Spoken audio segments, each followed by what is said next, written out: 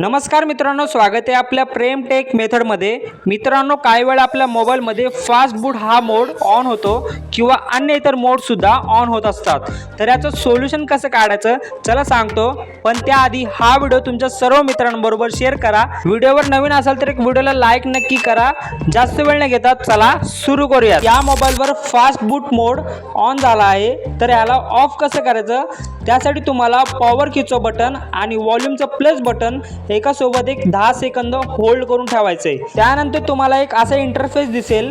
त्यानंतर पहिले जे ऑप्शन आहे रिबूटचं, त्याला पॉवर कीने क्लिक करायचंय। परत एकदा पहिल्या ऑप्शनला रिबूट टू सिस्टीमला पॉवर कीने क्लिक करायचंय। त्यानंतर तुमचा मोबाईल 2 मिनिटात चालू होऊन जाईल। तर हा मोबाईल रेडमीचा होता।